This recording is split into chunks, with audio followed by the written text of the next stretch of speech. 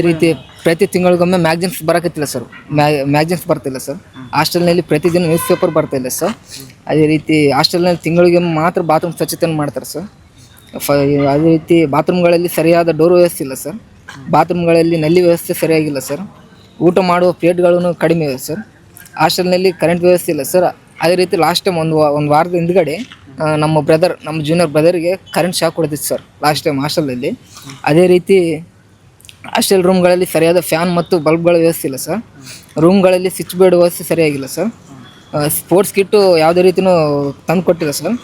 ಅಡುಗೆ ಮಾಡಲು ಸರಿಯಾದ ಸಾಮಾನುಗಳಿಲ್ಲ ಸರ್. ಬಳಕೆ ಮಾಡುವ ನೀರಿನ ಡ್ರಮ್ಗಳು ಸ್ವಚ್ಛತೆ ಮಾಡಿಸೋದಿಲ್ಲ ಸರ್. ಆದ್ದರಿಂದ ಹಾಸ್ಟೆಲ್ನಲ್ಲಿರುವ ವಿದ್ಯಾರ್ಥಿಗಳಿಗೆ ಸ್ಕಿನ್ ಪ್ರಾಬ್ಲಮ್ ತುಂಬ ಎಫೆಕ್ಟ್ ಆಗ್ತಿದೆ ಸರ್. ಅದೇ ರೀತಿ ಸರಿಯಾದ ಸಮಯಕ್ಕೆ ಅಡುಗೆಯನ್ನು ಮಾಡೋದಿಲ್ಲ. ಆದ್ದರಿಂದ ವಿದ್ಯಾರ್ಥಿಗಳಿಗೆ ಕಾಲೇಜುಗಳಿಗೆ ಹೋಗಲು ತೊಂದರೆ ಆಗ್ತಿದೆ ಸರ್. ಅದೇ ರೀತಿ ಅಡುಗೆ ಸಿಬ್ಬಂದಿಯವರಿಗೆ ಯಾವುದೇ ರೀತಿಯ ಯೂನಿಫಾರ್ಮ್ ವ್ಯವಸ್ಥೆ ಇಲ್ಲ ಸರ್. ನಿಲಯದ ಪಾಲಕರದ್ದು ಇದು ಕೊರತೆ ಇದೆ ಸರ್ ಹಾಸ್ಟೆಲ್ನಲ್ಲಿ. ಹಾಸ್ಟೆಲ್ ರೂಮ್ಗಳಲ್ಲಿ ವಾರದಲ್ಲಿ 1 ಅಥವಾ 2 ದಿನಗಳು ಮಾತ್ರ ಕ್ಲೀನ್ ಮಾಡ್ತಾರೆ ಸರ್, ಒಂದು ವಾರದಲ್ಲಿ ಹಾಸ್ಟೆಲ್ ರೂಮ್ಗಳಲ್ಲಿ. ಅದೇ ರೀತಿ ವಿದ್ಯಾರ್ಥಿಗಳು ಯಾವುದೇ ಸಮಸ್ಯೆಯನ್ನು ನಿಲಯದ ಪಾಲಕರ ಹತ್ತಿರ ಕೇಳೋದಕ್ಕೆ ಹೋದರೆ ನಾನು ಇನ್ನೂ ಸ್ಯಾಲ್ರಿ ಆಗಿಲ್ಲ ಅಂತ ಹೇಳ್ತಾರೆ ಸರ್. ಇವರು ಹೇಳಿ ಸರ್ ಅವರು. ರೂಮ್ಗಳಲ್ಲಿ ಕಿಟಕಿ ವ್ಯವಸ್ಥೆ ಸರಿಯಾಗಿಲ್ಲ ಸರ್. ಕುಡಿಯುವ ನೀರಿನ ವ್ಯವಸ್ಥೆನೂ ಇಲ್ಲ ಸರ್.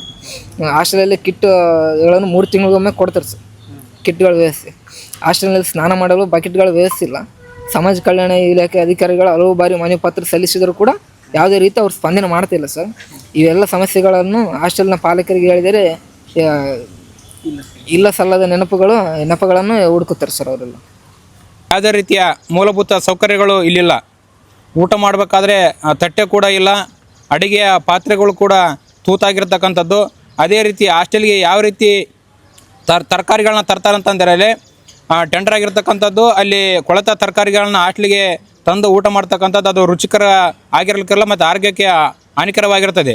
ಅದೇ ರೀತಿ ಒಂದು ಹಾಸ್ಟೆಲ್ನಲ್ಲಿ ಸುದೀರ್ಘವಾದಂಥ ಗ್ರೌಂಡ್ ಇರಬೇಕು. ಯಾವುದೇ ಆಟದ ಮೈದಾನ ಕೂಡ ಇಲ್ಲ. ಯಾವುದೋ ಒಂದು ರೆಂಟ್ ಬಿಲ್ಡಿಂಗಲ್ಲಿ ವ್ಯವಸ್ಥೆಯನ್ನು ನಿರ್ಮಿಸಿದ್ದಾರೆ. ಅದೇ ರೀತಿ ವಿದ್ಯಾರ್ಥಿಗಳು ಓದಬೇಕಾದ್ರೆ ಎಷ್ಟು ವಿದ್ಯಾಭ್ಯಾಸ ಮಾಡಬೇಕು, ಅದೇ ರೀತಿ ಆಟಕ್ಕೆ ಕೂಡ ಅಷ್ಟೇ ಪ್ರೋತ್ಸಾಹ ನೀಡಬೇಕು. ಆ ಆಟಕ್ಕೆ ಬರ್ತಕ್ಕಂಥ ಯಾವುದೇ ಕ್ರೀಡಾ ಸಾಮಾನುಗಳನ್ನು ನೀಡಿರುವುದಿಲ್ಲ ಮತ್ತು ಉಚಿತವಾಗಿ ನೀಡಬೇಕಾಗಿರ್ತಕ್ಕಂಥ ಯಾವುದೇ ಪುಸ್ತಕಗಳನ್ನು ನೀಡಿರುವುದಿಲ್ಲ.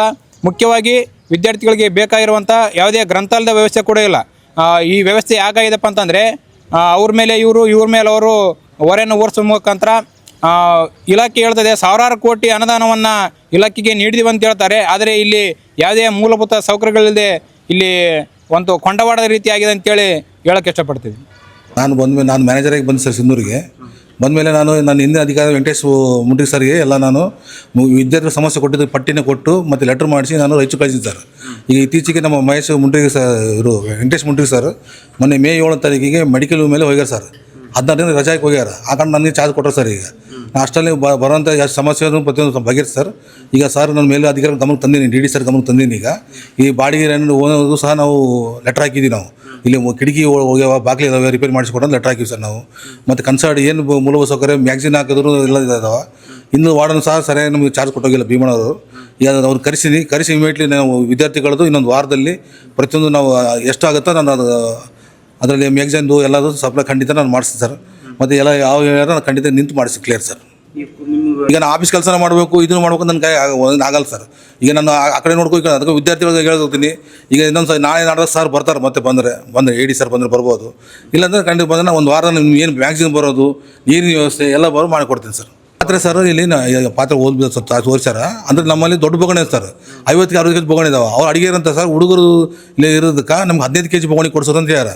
15 ಕೆಜಿ ಬೊಗಣೆ, 20 ಕೆಜಿ ಬೊಗಣೆ, 10 ಕೆಜಿ ಬೊಗಣೆ ಅಂತ ಹೇಳ್ಯಾರ ಸರ್. ಈಗ ನಾವು ಅದನ್ನು ಹೇಳಿ ಕೊಟ್ಟು ರೈಚೂರು ಕಳಿಸಿದ್ರೆ ಈಗ ಅವ್ರು ಅಲ್ಲಿಂದ ಸಪ್ಲೈ ಅವ್ರಿಗೆ ಬರ್ಬೇಕು ಸರ್. ದಯವಿಟ್ಟು ಅದೊಂದು ಬರ್ತದೆ. ಇಡ್ಲಿ ಪಾತ್ರೆ ಬೊಗಣಿ ಸರ್, ಉಳಿಕೆದೆಲ್ಲ ಅದು ಚಲೋ ಪಾತ್ರೆ ಇದೆ ಸರ್. 40 ಕೆಜಿ 50 ಕೆಜಿ ಬೊಗಣೆ ಇದಾವೆ.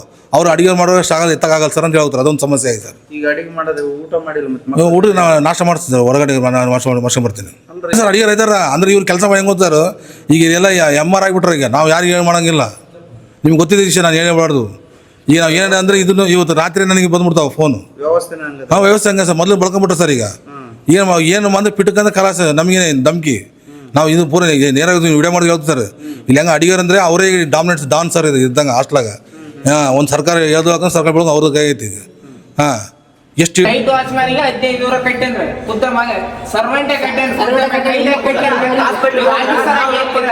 ಆಫೀಸರ್ ಏನಂತಾರ ಗೊತ್ತಂದ್ರೆ ಅಮೌಂಟ್ ಕೇಳಿದ್ರ ನೀವು ಕಟ್ಟಿಗೆರಪ್ಪ ನಮ್ ಫೋನ್ ಮಗನಿಗೆ ಕೊಡ್ತು ಅಂತಾರಂತಾರೆ. ಏನ್ ಆಫೀಸರ್ ಇವ್ರು ಬಿಲ್ ಆದ್ಮೇಲೆ ಕೊಡ್ತು ಅಂತಾರ ಅಂತಾರೆ ಸರ್ವೆಂಟ್ಗಳಿಗೆ. ಈಗ ಹಾಸ್ಪಿಟ್ಲಿಗೆ ನೈಟ್ ಹೊತ್ತು ಆರಾಮಿಗೆ ಕರ್ಕೊಂಡು ಹೋದ್ರೆ ಅವು ಅಲ್ಲಿ ಕೊಡದೆ ಅಲ್ಲಿ ಗುಳಿಗೆ ಸರ್ ಯಾವ್ದಕ್ಕೆ ಹೋಗಲ್ಲ ಗೌರ್ಮೆಂಟ್ ಹಾಸ್ಪಿಟಲ್ ಅಲ್ಲಿ ವರ್ಕ್ ಆಗಲ್ಲ ಯಾವ್ದು. ಈಗ ಮೆಡಿಕಲ್ ಯಾವ್ದು ಟ್ಯಾಬ್ಲೆಟ್ ತಗೊಂಡ್ರೆ ದುಡ್ಡು ಕೇಳಕ್ ಫೋನ್ ಹಚ್ಚಿದ್ರೆ ಇವ್ರಿಗೆ ನೈಟ್ ವಾಚ್ ಇವ್ರು ಏನಂತಾರ ಗೊತ್ತಾ, ನೀವು ಕೊಡ್ರಪ್ಪ ನಾನು ಆಮೇಲೆ ಕೊಡ್ತೀನಿ ಅಂತಾರಂತ ನೈಟ್ ವಾಚ್. ಅವರೆಲ್ಲ ನಮ್ಗೆ ಹೇಳ್ತಾರೆ ಬಲ್ಲಿ ಹೇಳ್ತಿದ್ದಾರೆ ಏನ್ ಮಾಡಕ್ರಿ ನಾವು 15 ಮೆನು ಚಾರ್ಟ್ ನಡೆದೈತೆ ಅಂದ್ರೆ ಸರ್ ಹಾಸ್ಟೆಲ್ ಚಾರ್ಟ್ ಇಲ್ಲ ಮೆನು ಚಾರ್ಟ್ ಇಲ್ಲಪ್ಪ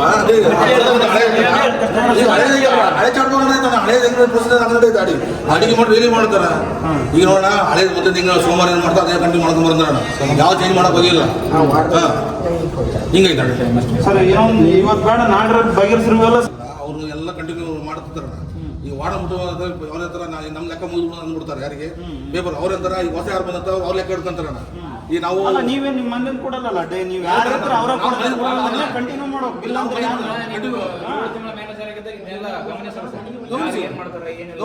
ಏಡಿ ಸರ್ ಗಮನ ತಂದಿ ನಾನು ನನಗೆ ಪವರ್ ಇಲ್ಲ. ನಾನು ಏಡಿ ಸರ್ ನನ್ನ ಮೇಲೆ ಅಧಿಕಾರಿ ಮ್ಯಾನೇಜರ್ ನಾವು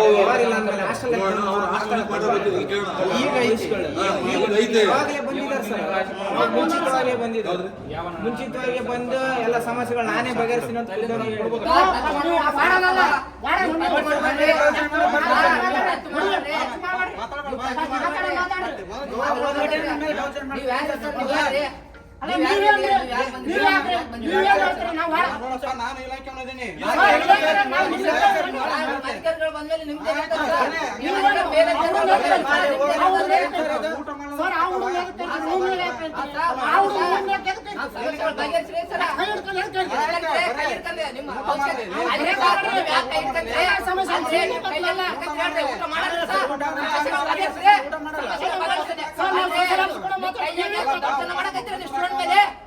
ದೌರ್ಜನ್ಯ ಮಾಡಕತ್ತೀರ ಸಮಸ್ಯೆ